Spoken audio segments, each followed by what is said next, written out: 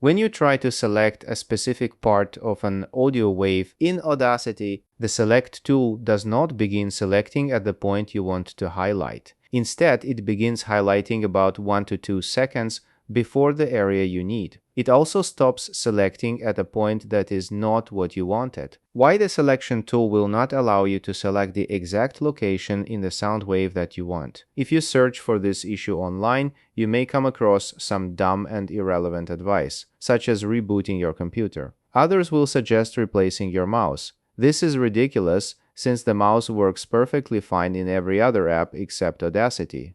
The actual problem is that you accidentally enabled the snap feature. It is probably set to snap to seconds, and that is exactly what is happening. Here is the location of this snap option in Audacity 3. It is a small tick box and very easy to turn on accidentally while doing something else. In the upcoming Audacity 4, the option is still there, but the location in the interface is a bit different. In both cases, the solution is simple. Untick the snap checkbox and your mouse selection will work normally.